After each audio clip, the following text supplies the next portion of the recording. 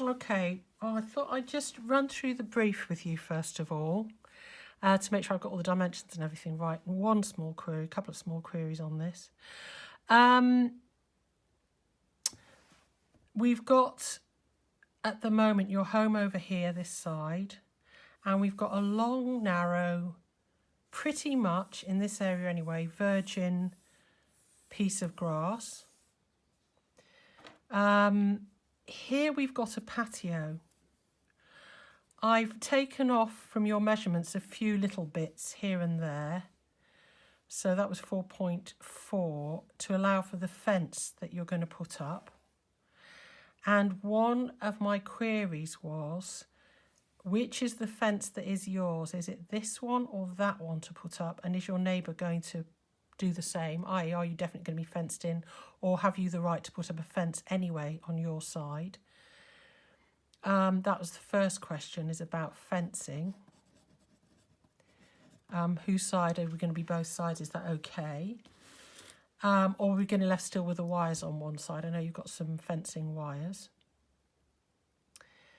Second query was around, so we've got a patio here. It's north to slightly northeast facing, but we're calling it roughly north. But it's slightly off.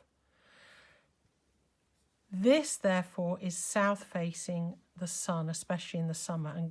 And I'd like you to query, just confirm me, is this a sun trap area? It seems to me from your photos and everything, it is a sun trap in the summer months, and that the shade starts to almost come over this way to fill the garden fully in winter. But in summer, you get a sun trap. So is it a summer sun trap? We know that there's a 4-degree incline here. Unfortunately, I haven't got, neither of us can find our protractors to work out what's the differential in height between this end here and this end here. I think it'll be less than a metre, I would think. But tell me if I'm wrong, if you know that. So that's, what's the actual differential in height from one end of the garden to the other. And I know you said it's slightly flatter up this end. I'm assuming like a couple of metres of it is fairly flat. And we know that incline, that underneath you've got a lot of rubble, and this used to happen a lot with modern builds. The builders knock down whatever's there, throw the material up this end, which is probably why you've got the incline away from the house, while they work on it here. And then they chuck a bit of topsoil on the rubble. They sow some grass on that never grows very well normally, or can be very, very patchy. And all the local people trying to work out, why is it so patchy? Why is my lawn so patchy? But yours looked okay from the photos, but you'll know closer up. And I suppose I want to know, what's your soil depth here and here? Is there any differential? What is it? Is it an inch of soil? Is it 10 inches? How much soil have they given you?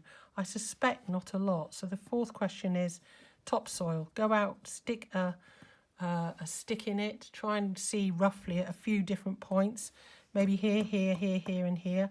What's the soil like? I mean, that's why they do it, you see. They don't want the rubble here. They put it up this end because they know they're going to build you a little patio here to keep you happy. They're monkeys, these builders, aren't they?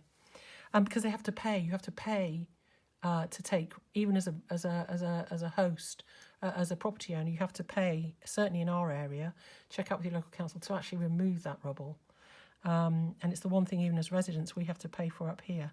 And here you've got a beautiful little evergreen overhanging. I noticed in the photo of Yow Man doing the lawn that you've got an overhang. It looks like a viburnum to me, because my viburnum's in flower at this time of year in winter, and it flowers white. So if you want to take a close-up of that tree, we can see what it is, because although it belongs to the neighbour on this side, you can actually, that's the topsoil depth, I'm just digressing here. What's the tree? Send me a pic. And I'm pretty sure it's a viburnum, a white viburnum, and they're lovely. You can get viburnum beetle, mine have. Although it's on the neighbour side, you have every right to cut it back as much as you want to on this. Again, you can check out with your local council. It's just an email to local council.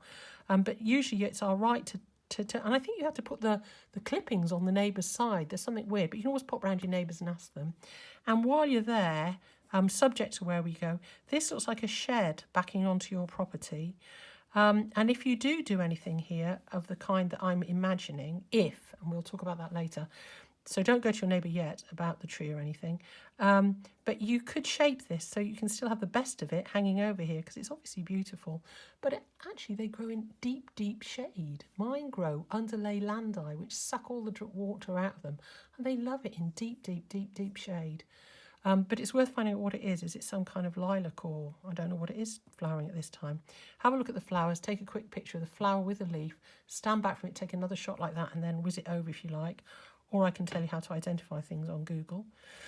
And then you've got it appears you've got a fence across here to your neighbours, who is this side. But they look like they've got a building there, which is sort of good news for you.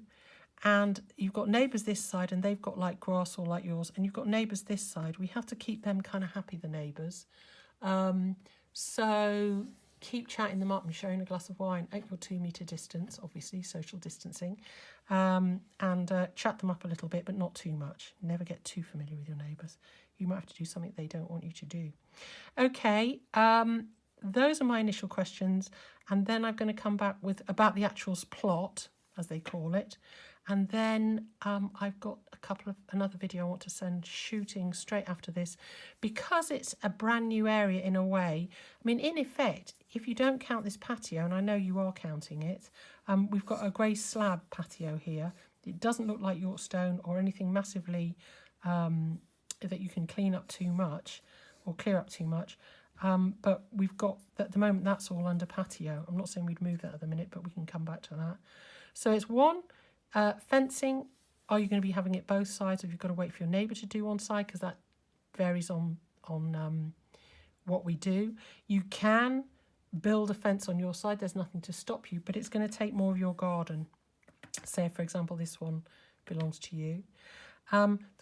Putting it up on your side is great, because you can choose your fencing to actually put the pillars on your side, and then you can use that to trail things if you want, like we've talked about in the other videos. Sun trap, is this the sun trappy area in the summer? Am I right in feeling that that this is south facing that way and this is northeast facing that way? That would be logical. Southwest slightly south to slight southwest, if this is north to slight northwest. What's the differential in the height of the land? Is there any way your little machine can tell you what that is? Or if you've got a protractor, you might be able to calculate it by scale. It's quite a small incline, actually. But there's quite a few things we can do about that, which I'll come back to you in a moment on. What's the soil depth, and is there a differential around it? Because that will affect where we go from here. And tree picture, if you can. I know that's a bit more homework, but really you've got great opportunities here. I know you feel it's a bit of a challenge, but great opportunities as well, as you'll see. In fact, too many. We've got to try and cull them down, Lizzie Lou. Okay, speak soon.